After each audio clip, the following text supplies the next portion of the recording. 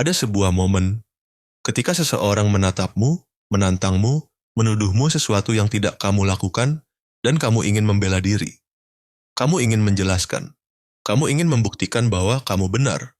Tapi di detik yang sama, sesuatu di dalam dirimu mulai retak. Karena di dunia ini, kebenaran tidak menjamin kemenangan. Keadilan tidak datang untuk menolongmu. Dan orang-orang tidak peduli tentang apa yang benar. Mereka hanya peduli tentang siapa yang terlihat lebih kuat. Itulah momen ketika sebagian orang runtuh, dan sebagian lainnya terbangun. Kamu akan menyadari satu hal yang sulit diterima. Dunia tidak adil, dan tidak akan pernah adil. Namun justru disitulah kekuatanmu tersembunyi. Karena saat kamu berhenti menuntut keadilan, kamu mulai berpikir seperti penguasa. Kamu mulai berhenti bereaksi dan mulai mengatur. Kamu berhenti berharap dunia memperlakukanmu dengan baik dan mulai menggunakan dunia sebagaimana adanya. Itulah titik baliknya, saat kamu berhenti melawan ketidakadilan dan mulai menggunakannya. Bukan untuk menjadi jahat, tapi untuk berhenti menjadi mangsa. Ada satu prinsip yang Machiavelli tidak pernah katakan dengan lantang, namun seluruh tulisannya berputar di sekelilingnya. Yang kuat bukanlah mereka yang menuntut keadilan, tapi mereka yang mampu menggunakan ketidakadilan sebagai alat. Kedengarannya kejam, tapi dengarkan baik-baik. Setiap kali kamu membela diri, kamu mengakui bahwa kamu lemah. Setiap kali kamu menuntut keadilan, kamu menempatkan kekuasaan di tangan orang lain, hakim, masyarakat, opini publik, atau bahkan pasanganmu. Dan dunia mencium kelemahan itu. Itulah mengapa dalam permainan kekuasaan, diam seringkali lebih mematikan daripada argumen. Karena ketika kamu tidak bereaksi, kamu memaksa mereka untuk bertanya-tanya. Apakah dia tidak peduli? Atau apakah dia tahu sesuatu yang kami tidak tahu? Ketika kamu tidak membela diri, kamu membuat musuhmu berperang melawan bayangannya sendiri. Dia mulai meragukan serangannya. Dia mulai takut karena kamu tidak memberi respons yang ia inginkan. Machiavelli menulis bahwa manusia lebih mudah dikendalikan oleh rasa takut daripada rasa cinta.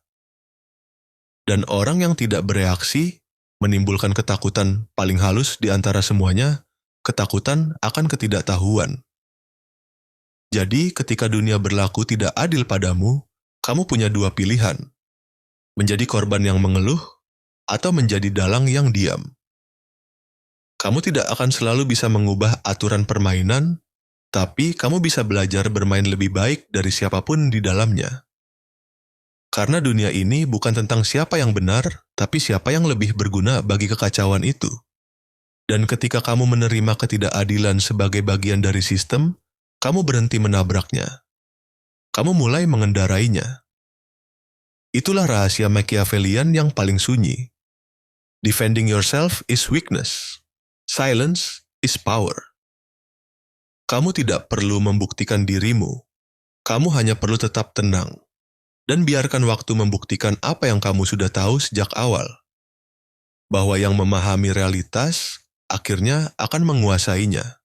Kita hidup di zaman di mana semua orang ingin dimengerti. Setiap orang ingin menjelaskan perasaannya, membenarkan tindakannya, membuka luka-luka lamanya agar dunia bisa melihat dan berkata, "Aku paham kamu." Itu tampak mulia. Tapi bagi mereka yang bermain di wilayah kekuasaan, itu adalah bentuk lain dari penyerahan diri. Karena setiap kali kamu menjelaskan, kamu memberi mereka peta untuk menyerangmu lagi. Kamu menunjukkan di mana titik lemahmu, apa yang membuatmu marah, apa yang membuatmu bereaksi. Dan dalam permainan psikologis, reaksi adalah pengakuan. Kebenaran pahitnya adalah ini. Kejernihan memang menyembuhkan. Tapi hanya bagi mereka yang ingin pulih, bukan bagi mereka yang ingin berkuasa. Terapi mencari pemahaman. Kekuasaan mencari kendali. Seseorang yang terlalu jujur pada dunia tentang siapa dirinya, tidak sadar bahwa ia baru saja membuka pintu bagi orang lain untuk mengukir ulang dirinya dari luar. Lihatlah orang-orang yang paling berpengaruh. Mereka jarang menjelaskan diri. Mereka berbicara sedikit, tapi setiap kata menimbulkan tafsir.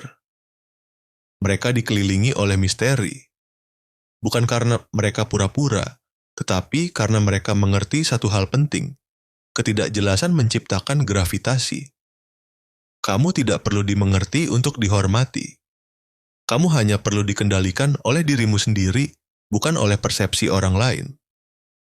Itulah paradoks terbesar dari kendali psikologis. Kamu terlihat bebas ketika kamu berhenti mencoba menjelaskan kebebasanmu. Kamu terlihat kuat ketika kamu tidak perlu menunjukkan kekuatanmu. Dan kamu terlihat berkuasa ketika kamu tidak peduli apakah orang lain tahu kamu berkuasa atau tidak. Jadi, berhentilah menjelaskan dirimu. Berhentilah mencari pembenaran. Karena di balik semua itu, kamu sedang berusaha meminta izin untuk menjadi kuat, dan mereka yang benar-benar kuat tidak meminta izin. Mereka hanya ada, tenang, dan tidak dapat dijelaskan. Mari kita turunkan konsep ini ke dunia nyata. Ke ruang rapat, ke hubungan, dan ke permainan sosial yang setiap hari kamu jalani tanpa sadar. Dalam bisnis, bayangkan kamu bekerja keras, tapi seseorang yang lebih pandai berbicara, bukan lebih kompeten, mendapatkan pujian atau promosi yang seharusnya menjadi milikmu. Sebagian besar orang akan marah, bergosip, mengeluh, atau bahkan mencoba membalas. Tapi orang yang memahami kekuasaan tidak bereaksi. Dia tahu satu hal, persepsi mengalahkan kebenaran. Jadi dia tidak menghabiskan waktu menuntut keadilan. Dia mengamati, menunggu. Lalu menggunakan momen ketidakadilan itu untuk membangun posisinya dengan cara yang lebih halus, memengaruhi opini, menanam ide, dan perlahan menggeser pusat perhatian tanpa terlihat. Karena dalam sistem yang tidak adil, kemenangan tidak diberikan kepada yang paling layak, melainkan kepada yang paling sabar dan paling strategis. Dalam hubungan, ada saat ketika kamu merasa selalu memberi lebih banyak perhatian, pengertian, atau kesetiaan, dan tidak mendapatkan balasan yang sepadan. Kebanyakan orang akan menuntut keadilan emosional, meminta balasan, meminta keseimbangan. Tapi yang berkuasa tidak meminta keseimbangan, dia menciptakannya. Dia mengubah ekspektasinya, menarik emosinya, dan menimbulkan jarak psikologis. Dan dari jarak itu, dia memperoleh kembali kendali yang sebelumnya ia serahkan. Ketika kamu tidak lagi bergantung pada perlakuan orang lain untuk menentukan nilai dirimu, kamu menjadi sumber gravitasi, bukan satelit yang berputar mengelilingi orang lain. Dalam kehidupan sosial, orang yang memahami bahwa dunia tidak adil tidak bermain untuk disukai. Dia bermain untuk diperhitungkan. Dia tahu bahwa opini publik berubah secepat arah angin. Jadi, ia tidak menari mengikuti musik orang lain. Ia menciptakan nadanya sendiri dan dunia perlahan menyesuaikan. Karena mereka yang bertahan bukanlah yang paling baik, tapi yang paling dingin menghadapi ketidakadilan. Dunia ini akan selalu memihak yang berani menanggung ketidakseimbangan dengan kepala tegak. Karena ketidakadilan bukanlah kutukan. Ia adalah ujian tersembunyi yang memisahkan yang reaktif dari yang berdaulat. Ada kalimat yang sering disalahartikan. Orang yang diam, kalah. Itu benar, hanya bagi mereka yang belum mengerti kekuatan diam. Karena dalam permainan kendali, reaksi adalah pengakuan dan diam adalah dominasi. Orang yang bereaksi cepat menunjukkan bahwa dia masih terikat pada opini, pada emosi, pada dunia luar. Sementara orang yang diam membuat dunia menebak. Kamu tidak perlu membalas setiap komentar, tidak perlu memperbaiki setiap kesalahpahaman, dan tidak perlu menjelaskan setiap tindakanmu.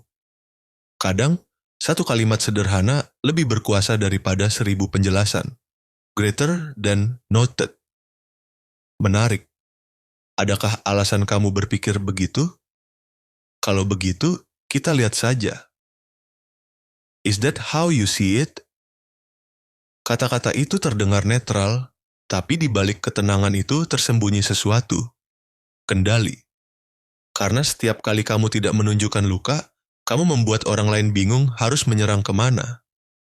Setiap kali kamu menolak bereaksi, Kamu memaksa mereka menanggung ketidakpastian yang mereka ciptakan sendiri.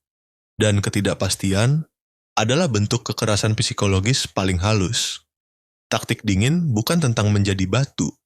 Ini tentang menjadi cermin, memantulkan energi orang lain tanpa membiarkannya menembusmu. Kamu tidak perlu membalas amarah dengan amarah. Cukup tatap, senyum tipis, dan biarkan keheningan melakukan pekerjaannya. Kamu tidak perlu membuktikan kebenaranmu, biarkan waktu menghancurkan kebohongan mereka sendiri. Karena kekuasaan sejati tidak pernah berteriak. Ia hanya mengatur arah percakapan tanpa terlihat melakukannya. Dan ketika orang mulai bertanya-tanya apa yang kamu pikirkan, itulah saat kamu sudah mengendalikan permainan. Ada sesuatu yang menggetarkan dari orang yang tenang. Bukan tenang karena bodoh, tapi tenang karena tahu bahwa tidak ada yang bisa menyentuhnya tanpa izinnya.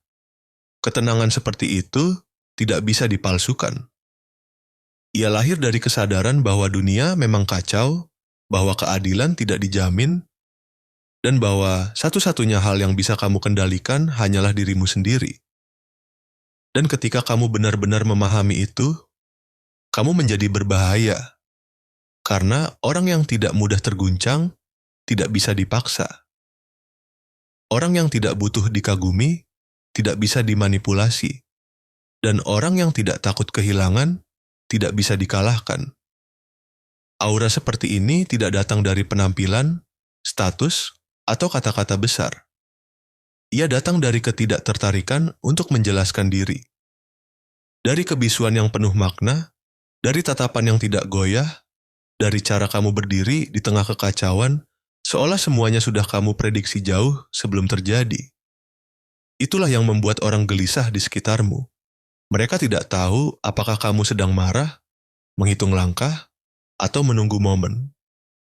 Dan rasa tidak tahu itu adalah ketakutan. Mereka akan mulai berhati-hati berbicara di depanmu.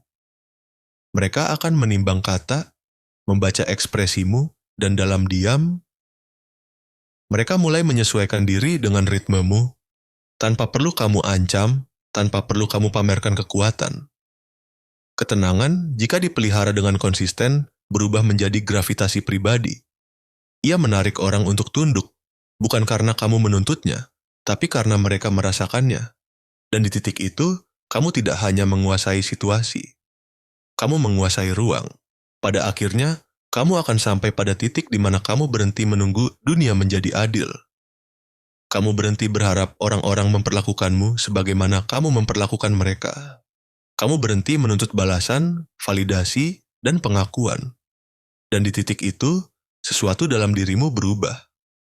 Kamu mulai melihat dunia bukan sebagai tempat untuk dikeluhkan, tetapi sebagai papan catur yang harus dikuasai. Setiap ketidakadilan menjadi pelajaran. Setiap penghinaan menjadi data. Setiap luka menjadi strategi. Kamu berhenti menjadi pemain emosional dan mulai menjadi arsitek realitasmu sendiri. Machiavelli menulis, manusia harus belajar menjadi tidak baik jika keadaan menuntutnya. Namun rahasia di balik kata-kata itu bukanlah kejahatan, melainkan keteguhan. Karena untuk bertahan di dunia yang tidak adil, kamu harus lebih kuat dari moral yang rapuh.